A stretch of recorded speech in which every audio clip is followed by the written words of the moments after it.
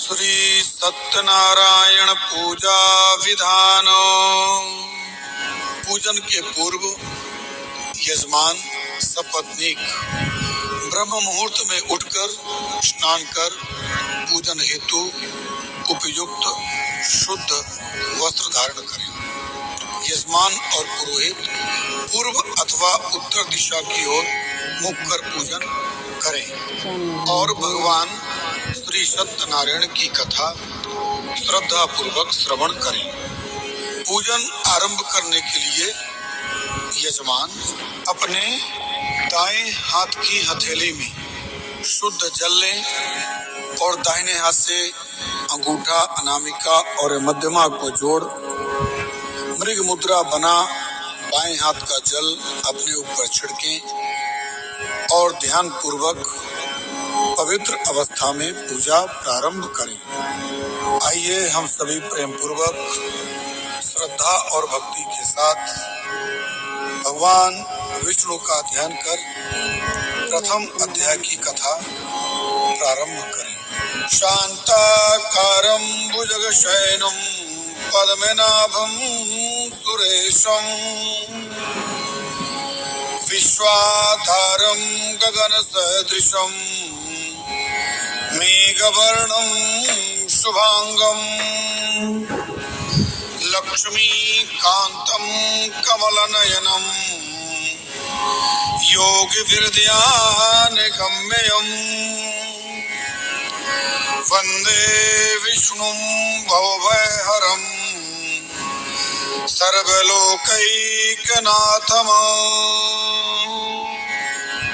उदीयमान करोड़ों सूर्य के समान प्रभा तुल्य अपने चारों हाथों में शंख, गदा, पद्म तथा चक्र धारण किए हुए एवं दोनों भागों में भगवती लक्ष्मी और पृथ्वी देवी से सुशोभित किरीट, मुकुट, केयूर, हार और कुंडलों से समलंकृत कौस्तुभ मणि तथा पीतांबर से दीप्यमान विग्रह युक्त एवं वक्षस्थल पर श्रीवत्स चिन्ह धारण किए हुए भगवान विष्णु का मैं निरंतर स्मरण ध्यान करता हूँ।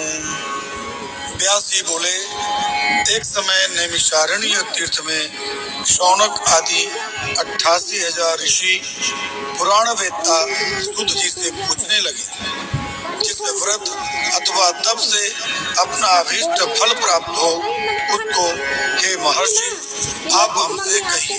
सूत जी बोले, एक समय नारद जी ने इसी प्रकार लक्ष्मीपति श्री विष्णु भगवान से पूछा था।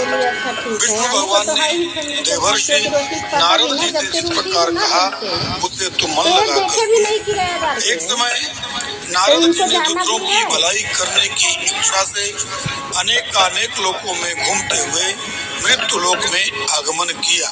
यहाँ आकर अनेक योनियों में उत्पन्न हुए समस्त मनुष्यों को तरह तरह के क्लेशों से युक्त और अपने कार्यों से दुखी देखकर इन प्राणियों का दुख ठीक किस प्रकार से नाश हो सकेगा ऐसा मन में सोचकर विष्णु लोक को गए। यहाँ आकर अनेक योनियों में उत्पन्न हुए समस्त मनुष्यों को तरह तरह के क्लेशों से युक्त और अपने कार्यों से दुखी देखकर इन प्राणियों का दुख ठीक किस प्रकार से नाश हो सकेगा ऐसा मन में सोचकर विष्णु लोक को गए। वहाँ श्वेत वर्ण और 4 भुजाओं वाले देवों के ईश नारायण, जिनके हाथों में शंख, चक्र, गदा और पद्म थे तथा वनमाला पहने हुए थे, देखकर स्तुति करने लगे। नारद बोले, हे भगवान, आप अत्यंत शक्ति से संपन्न हैं, मन तथा वाणी भी आपको नहीं पा सकते। आपका आदि मध्य और अंत नहीं, निर्गुण स्वरूप होते हुए भी अनंत गुणों से युक्त हो, संपूर्ण सृष्टि के आदिभूत और भक्तों के दुखों को नष्ट करने वाले हो। आपके लिए मेरा बारंबार नमस्कार है। नारद की विनती सुनकर विष्णु ने दर्शन दिए और बोले, हे मुनि, वह सब अपना मनोरथ तुम मुझसे कहो, उन सब का उत्तर मैं दूंगा। नारद जी बोले, मृत्यु लोक के निवासी प्राणी अनेकानेक योनियों में उत्पन्न हुए महापाप कर्मों से दुखी हो रहे हैं। सो हे स्वामिन, यदि आपकी मेरे ऊपर कृपा है तो बतलाइए कि उनका दुख किस प्रकार से दूर हो सकेगा।